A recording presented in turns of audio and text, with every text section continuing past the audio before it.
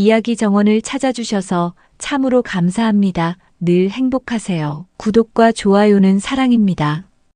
옛날 옛적 조선의 남쪽 끝자락 산과 들 사이로 아담하게 놓인 작은 마을 매화골이 있었다. 그 마을 한켠 기생 출신의 여인이 홀로 딸 하나를 품에 안고 살고 있었다. 세상은 그녀를 이름 대신 미천한 계집이라 불렀고 그 딸아이를 두고도 기생의 피라며 혀를 찼다. 그 아이의 이름은 월양, 달빛처럼 맑고 조용한 눈을 지닌 아이였다. 월양이 3살 되던 해 어미는 기침을 하다 피를 토하며 쓰러졌고 동네 의원조차 눈길을 주지 않았다. 기생의 딸이라 하여 병조차 천하게 여긴 것이다. 어미는 초췌한 얼굴로 마지막 숨을 거두며 말했다. 내가 아무리 천하다 해도 마음만은 귀하게 살아라. 누구도 너의 속은 보지 못하니라. 어린 월양은 어미의 차가운 손을 붙든 채 밤새도록 울었다. 그날 이후 월양은 홀로 남겨졌다. 마을의 대갓집에서 물지개를 나르며 하루하루를 버텼다. 손발은 갈라지고 옷자락은 헤어졌으나 그녀는 단 한 번도 남의 것을 탐하거나 불평하지 않았다. 장독대에 엎드려 흐느끼는 밤이 많았지만 새벽이 오면 물동이를 이고 허리를 곧게 폈다. 그 눈빛은 어미의 유언처럼 맑고 깊었다. 마을 사람들은 그녀를 천하디천한 계집이라 했고 아이들은 돌을 던지며 조롱했으나 월양은 그저 웃으며 피했다. 그러나 그녀의 눈엔 늘 슬픔보다 더 깊은 무언가가 서려 있었다. 그건 말 못할 그리움과 세상 어디엔가 따뜻한 품이 있으리라는 간절한 희망이었다. 그녀는 하늘을 보며 속으로 묵묵히 되뇌었다. 나는 귀하게 살아야 해. 반드시. 그녀는 한 번도 글을 배운 적 없었지만 시장터에 고서 상인이 찢어진 종이를 내주면 밤새도록 따라 쓰며 글씨를 익혔다. 물지개질 끝에 남는 품삯으로 작은 붓 하나를 샀을 때 그녀는 하염없이 울었다. 그 붓은 그녀가 스스로를 귀하게 여긴 첫 물건이었다. 그날 이후로 그녀는 비로소 스스로의 이름을 또박또박 적기 시작했다. 월양이 15이 되던 해 그녀의 맑은 눈동자와 정갈한 말씨는 마을 바깥에서도 소문이 돌기 시작했다. 누군가는 말하기를 기생의 딸이라 해도 저 아이는 곧 신선이 내려온 듯하다 했고 또 누군가는 혀를 차며 저런 아이가 세상에 설 자리가 어디 있겠느냐 했다. 하지만 월양은 그 모든 시선 앞에서도 고개를 숙이지 않았다. 세상은 그녀를 천하게 보았지만 그녀는 스스로를 그렇게 여기지 않았다. 마음속 깊은 곳에 어머니가 남긴 말이 뿌리처럼 자리 잡고 있었기 때문이다. 누구도 너의 속은 보지 못하니라는 그 말은 그녀의 모든 날을 버티게 한 한 줄기 빛이었다. 그 빛은 작고 여렸지만 결코 꺼지지 않았다. 그렇게 아무도 눈여겨보지 않는 마을의 끝자락 버려진 우물 옆에서 한 여인이 조용히 피어나고 있었다. 그 누구도 아직 알지 못했다. 저 천한 뿌리에서 핀 달빛이 머지않아 조선의 가장 높은 자리까지 닿으리라는 것을. 매화골에 이례적인 일이 일어났다. 왕세자가 지방 순시 중 잠시 머물기 위해 인근 군현을 둘러보게 되었고 인근 고을 원님의 집에서 작지만 성대한 연회가 열렸다. 고을 안의 장정들과 처자들이 모두 나와 거리며 구경하였고 대갓집들에서는 상과 잔치를 내어 걸음을 멈춘 왕세자의 눈길을 사로잡으려 애썼다. 월양은 그날도 물지개를 짊어지고 대갓집 잔치집으로 물을 날랐다. 누구보다 많은 짐을 지고도 누구보다 조용히 제 할 일을 다하는 그녀의 모습은 상아빛 고름을 입고 가채를 얹은 여인들 틈에서도 묘하게 빛을 발했다. 그러나 아무도 그녀를 눈여겨보지 않았다. 그저 땀과 먼지로 얼룩진 계집 하나일 뿐이라 여겼다. 세자는 창밖을 우연히 바라보다 우물터로 물동이를 지고 향하는 월양을 보았다. 잠시 시선이 멈추었다. 그녀의 뒷모습은 비록 누추했지만 그 발걸음엔 단단함과 맑음이 깃들어 있었다. 그는 무심히 시선을 거두었지만 마음 한구석에선 그 모습이 지워지지 않았다. 마치 오래전 꿈속에서 본 듯한 장면 같았다. 그날 밤 잔치가 무르익었지만 세자는 술잔을 들지 않았다. 대신 조용히 사람을 불러 물었다. 아까 우물터로 물을 나르던 그 아이는 누구냐? 하인들은 놀란 눈으로 서로를 쳐다보다가 머뭇거리며 답했다. 기생의 딸이라 하나 이름은 월양이라 합니다. 궁금증은 점점 깊어졌다. 세자는 밤이 늦도록 잠을 이루지 못했고 이튿날 새벽 몰래 걷어 입은 평복을 두르고 마을로 나섰다. 매화골 골목을 돌아 우물가에 도착했을 때 아직 이른 시각인데도 월양은 물동이를 들고 있었다. 두 사람의 눈이 처음으로 마주친 순간 그 사이엔 바람도 소리도 멎었다. 너는 왜 이리 이른 새벽에 나왔느냐? 낯선 이의 물음에 월양은 조용히 웃으며 대답했다. 물이 맑을 때 길어야 사람들이 덜 탓하지요. 세자는 그 대답에 오래도록 시선을 떼지 못했다. 그 말 속엔 수치도 자조도 없고 오히려 스스로를 단단히 다져온 사람의 단아한 품위가 배어 있었다. 그 만남은 짧았으나 깊었다. 세자는 돌아가는 길에도 그녀의 말투와 눈빛을 떠올렸고 마음 깊은 곳에 묘한 떨림이 자리 잡기 시작했다. 처음엔 연민인 줄 알았지만 그것이 점차 무엇으로 바뀌어가고 있는지 그는 아직 알지 못했다. 다만 다시 그녀를 만나고 싶다는 마음 하나만이 점점 또렷해졌다. 세자가 떠난 후 월양은 며칠 동안 마음이 심란했다. 우물가에서 마주한 낯선 사내의 눈빛이 자꾸만 떠올랐고 그의 말투는 어딘지 모르게 범상치 않았다. 그러나 그녀는 그저 스쳐간 인연이라 여기고 다시 일상의 자리로 돌아갔다. 새벽이면 물을 길어 나르고 낮에는 바느질과 청소로 하루를 보냈다. 하지만 그 며칠 뒤 마을로 관청의 하인이 찾아왔다. 고을 원님의 부름이라며 월양을 데리고 가겠다는 것이었다. 마을 사람들은 수군거렸고 어떤 이들은 그녀가 무슨 잘못을 저질렀느냐며 얼굴을 찌푸렸다. 월양은 아무 말 없이 뒤를 따랐고 고요한 발걸음 속에 긴장과 불안이 서려 있었다. 원님의 사랑채에 도착한 순간 그녀의 눈앞엔 놀랍게도 다시 마주한 세자의 모습이 있었다. 그는 이미 왕세자의 신분을 밝힌 뒤였다. 월양은 망연히 무릎을 꿇었고 자신의 처지를 떠올리며 얼굴을 들지 못했다. 그러나 세자는 부드러운 목소리로 말했다. 내 너를 다시 보고 싶었다. 내가 누구든 내 마음은 변치 않으리라. 그 말은 월양의 심장을 세차게 때렸다. 감히 넘볼 수 없는 존재가 자신의 이름을 부르고 자신을 보고 싶어 했다니. 그녀는 두려웠다. 감히 오를 수 없는 하늘을 바라보는 것이기에 그 마음이 곧 죄가 될까 두려웠다. 그러나 동시에 마음 한구석에서 오래도록 숨죽인 희망이 조심스레 고개를 들기 시작했다.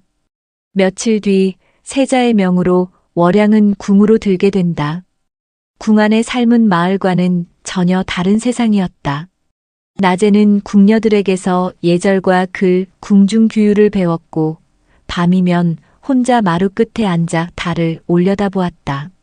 새 옷을 입고 이름이 불릴 때마다 그녀는 자꾸만 마음속으로 중얼거렸다. 나는 귀하게 살아야 하니까. 하지만 궁 안에서의 삶은 호사로만 가득하지 않았다. 출신을 안 궁녀들 중 몇몇은 노골적인 시기와 조롱을 감추지 않았다. 어떤 이는 그녀의 방에 뜨거운 물을 쏟아부었고 어떤 이는 의복을 숨기며 혼란을 일으켰다. 월양은 울지 않았다. 대신 묵묵히 치우고 더 깊이 고개를 숙이며 자신을 다듬어 갔다. 세자는 그녀를 자주 불렀지만 월양은 늘 일정한 거리에서만 마음을 열었다. 감히 그를 사랑한다고 말할 수 없었고, 감히 자신의 바람을 드러낼 수도 없었다. 그녀의 마음속엔 여전히 어미의 말이 맴돌고 있었다. 속은 누구도 보지 못하니라. 그래서 그녀는 더욱 단단해져야 했다. 그래야 세자 곁에 설 수 있을 터였다. 세자가 월양을 아끼고 자주 찾는다는 소문은 궁궐 안에 빠르게 퍼졌다. 출신이 미천한 계집이 왕세자의 눈에 들었다는 이야기는 궁녀들 사이에 조롱거리로, 대신들 사이에선 불쾌한 걱정거리로 떠올랐다. 하루가 멀다 하고 뒷말이 무성했고 그 시선은 칼처럼 날카로웠다. 그러나 월양은 그 모든 것을 묵묵히 감내했다. 그러던 어느 날 중궁전의 정삼품 상궁인 윤상궁이 월양을 불렀다. 그녀는 오래도록 중전의 신임을 받는 여인이었고 궁안의 권세를 사실상 손에 쥐고 있는 인물이었다.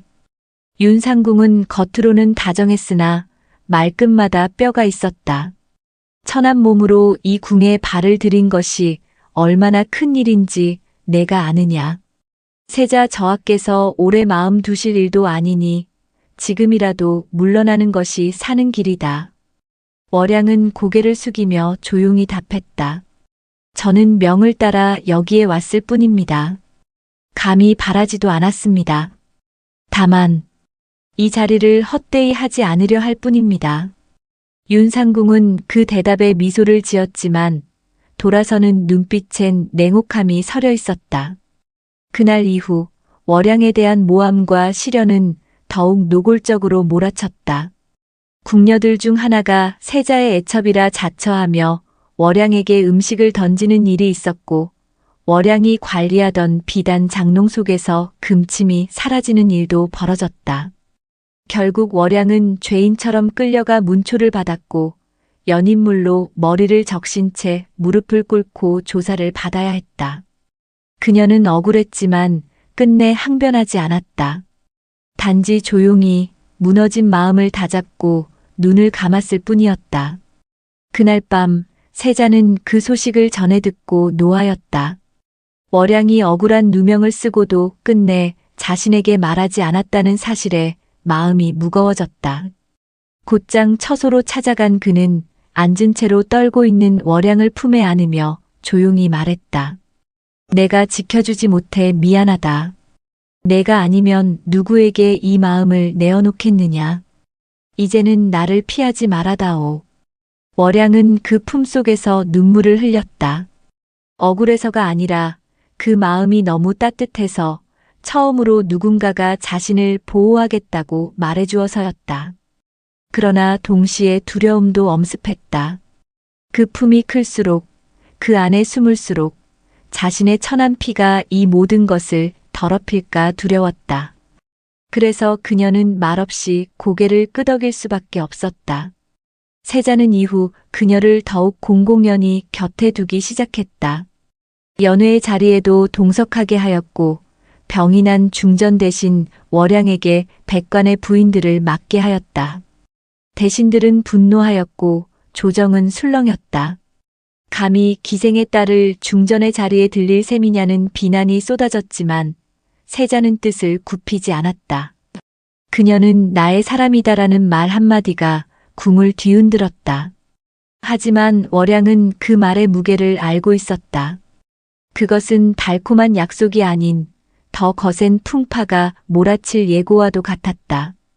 달빛은 아름다웠지만 그 빛 아래에 선다는 것은 언제든 바람에 흔들릴 준비가 되어 있어야 한다는 뜻이었다. 그녀는 밤마다 마음속으로 되뇌었다. 나는 무너지지 않으리라. 감히 이 자리에 섰으니 끝까지 버텨야 한다. 세자의 굳은 뜻에도 불구하고 조정은 점점 더 격렬히 반발했다. 대소신료들은 입을 모아 아뢰었다. 천비의 자식을 중전으로 삼는다면 조선의 근본이 흔들립니다. 그 말들은 차가운 칼날이 되어 궁 안을 맴돌았고 월양은 자신이 세자에게 짐이 되는 것은 아닌지 자문하며 밤마다 잠 못 이루었다. 어느 날 국혼을 앞두고 정해졌던 세자의 혼처가 문중의 반발로 파기되었다. 양반가의 규수가 자신은 기생의 딸과 같은 자리에 설 수 없다며 기어코 사퇴를 요청한 것이다. 이를 기화로 조정은 세자에게 새 혼처를 강하게 압박했고 심지어 국왕마저도 신하들의 뜻을 무시할 수는 없다고 완곡히 뜻을 내비쳤다. 세자는 침묵 속에서 밤새도록 궁을 걸었다. 그리고 새벽녘 월양의 처소로 찾아왔다. 초췌한 얼굴에 붉어진 눈동자를 한 그가 조용히 무릎을 꿇었다. 내가 아니면 안 된다. 단 한 번뿐인 이 인생에서 마음을 속이고 살 순 없다. 비록 그 길이 가시밭이라 해도 내 손을 놓지 않겠다. 월양은 말없이 그를 바라보았다. 마음은 터질 듯 벅차올랐지만 그녀는 조용히 고개를 저었다. 저하, 제가 감히 그 자리를 탐하는 것이 아닙니다. 저로 인해 저하께서 세상의 비난을 받으시는 것이 더는 견딜 수 없습니다.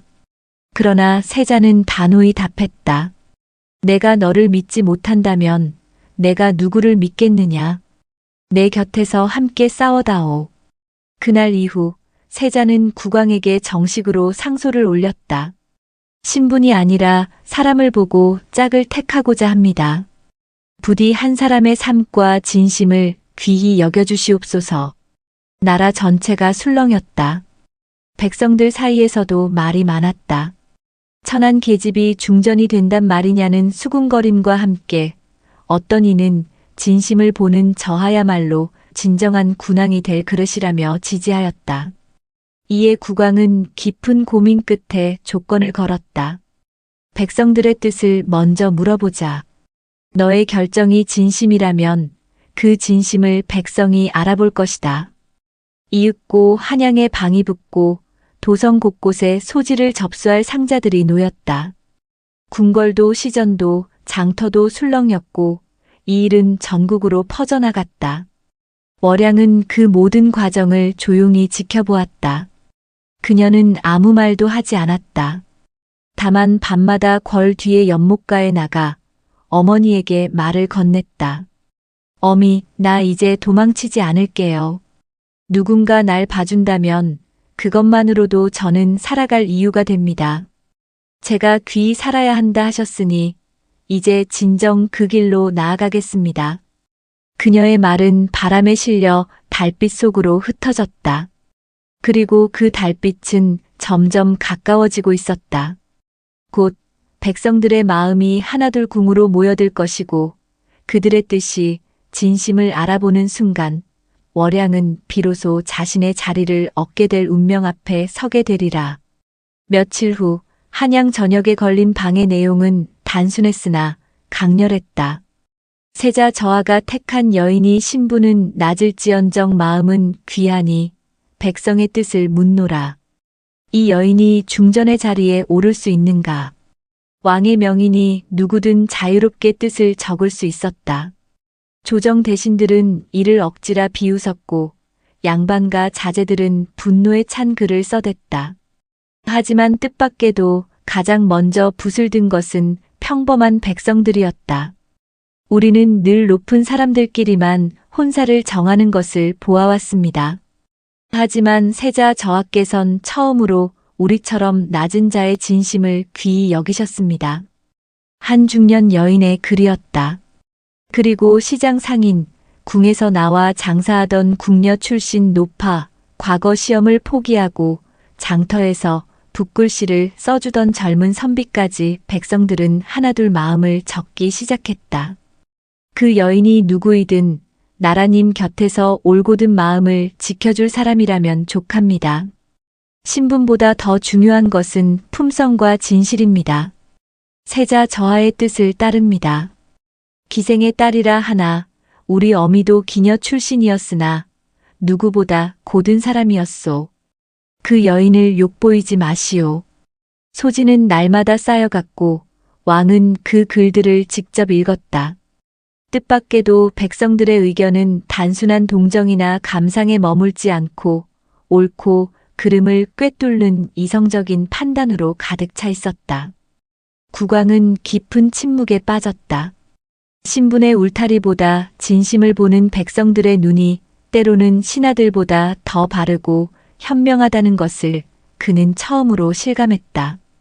그날 밤 왕은 세자를 불렀다. 고요한 침전에서 두 사람은 마주 앉았다. 왕은 긴 한숨 끝에 말했다. 내 너를 어릴 적부터 지켜보았다. 내 마음이 어디를 향하고 있는지도 안다. 다만 그 길이 험하다는 것이 두려웠다. 하지만 이 나라의 주인은 백성이니 그 뜻을 거스르진 않겠다. 너의 결정을 허하마. 세자는 무릎을 꿇었다. 아버지, 감사합니다. 그는 처음으로 완전한 허락을 받은 순간 눈시울을 붉혔다. 그동안의 고통, 불안, 결심이 한순간에 녹아내리는 듯했다. 왕은 조용히 덧붙였다. 다만 그 여인도 견뎌야 할 것이다. 높은 자리에 선다는 것은 늘 바람을 마주보는 일이니라. 세자는 월양의 처소로 곧장 달려갔다. 늦은 밤이었지만 그녀는 마루에 앉아 달을 바라보고 있었다. 저하 그 한마디에 세자는 손을 내밀며 말했다. 이제 그대가 고개 숙이지 않아도 되는 세상이 되었다. 그대의 진심이 많은 사람의 마음을 움직였소. 월양은 말없이 눈물을 흘렸다. 그리고 조용히 그의 손을 잡았다. 처음으로 두 사람은 서로를 향해 고개를 들고 마주 보았다.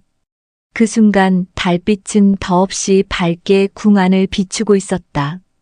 그 빛은 마치 민심이라는 이름의 하늘이 두 사람의 길을 허락한 듯했다. 새벽 궁궐엔 은은한 종소리가 울렸다. 이는 곧 새로운 중전의 책봉이 있음을 알리는 신호였다. 하루 전 국왕은 조정 앞에서 세자비 책봉을 공식 선포하였다. 비록 천한 출신이라 하나 그 마음이 어질고 뜻이 깊어 백성들이 인정한 이니 조선의 어머니로 삼는다. 장대한 정가간 대신들은 어색한 침묵 속에 고개를 숙였고 일부는 묵묵히 눈을 감았다. 바뀐 세상의 흐름을 받아들이는데 시간이 필요했던 것이다. 그날 월양은 붉은 봉황무늬 수놓인 중전의 예복을 입었다. 수십 번은 거울 앞에서 연습했을 절을 마치고 조용히 전각문을 열었다. 연회장이 아니라 백성들 앞에 먼저 나서고 싶다는 그녀의 뜻이 국왕에게 받아들여졌기 때문이었다. 궁궐 앞마당엔 수백 명의 백성이 모여 있었고 그녀가 발을 디디자 탄성이 흘러나왔다. 그 자리에 우물터 할머니도 고서 상인도 어린 시절 돌을 던지던 이웃 소년도 있었다. 월양은 고개를 숙였다. 이 몸은 미천한 뿌리에서 자랐습니다. 하지만 오늘 이 자리에 선 것은 저를 낮게 보지 않으신 여러분의 눈 덕분입니다. 중전으로서 앞으로는 백성의 눈을 외면하지 않겠습니다. 제 마음을 바쳐 이 나라를 돌보겠습니다. 그 말에 백성들은 뜨겁게 눈시울을 적셨고 누군가는 조용히 땅에 이마를 붙여 절을 올렸다. 세자는 아니 이제는 왕이 된 그는 멀리서 그 광경을 지켜보고 있었다. 그의 눈엔 자랑과 감동이 어렸다. 밤이면 밤마다 달을 보며 그리워하던 그 여인이 이제 조선의 가장 높은 자리에 선 것이다. 그는 문득 웃으며 혼잣말했다. 이제야 진정 조선이 따뜻해지겠구나. 궁에 돌아온 월양은 여느 중전처럼 사치를 부리지 않았다. 그녀는 궁녀들과 함께 자수 놓고 약을 다리며 병든 내의원을 돕고 몰래 궁 밖 아이들의 글방을 세웠다. 무명 여인들의 말에도 귀를 기울였고 억울한 백성의 사연을 직접 들었다. 그녀의 정성은 조선을 더욱 따뜻한 나라로 바꾸기 시작했다. 세월이 흘러도 월양의 이름은 사람들 입에 자주 올랐다. 백성들은 그녀를 달빛 중전이라 불렀고 매화골의 옛 우물터는 사람들이 찾아와 기도를 드리는 성지처럼 되었다. 어머니의 묘 옆에는 작은 정자가 세워졌고 그곳에서 월양은 해마다 조용히 절을 올렸다. 어미, 나 귀하게 살고 있어요. 하늘에서 보고 계시지요? 달빛은 여전히 맑고 궁궐의 지붕 위를 은은히 비추고 있었다. 천안 뿌리에서 피어난 한 여인의 진심이 조선을 바꾸고 있었다. 그리고 그 이야기는 오래도록 사람들의 마음속에 전래처럼 남아 또 다른 희망이 되어 흐르고 있었다.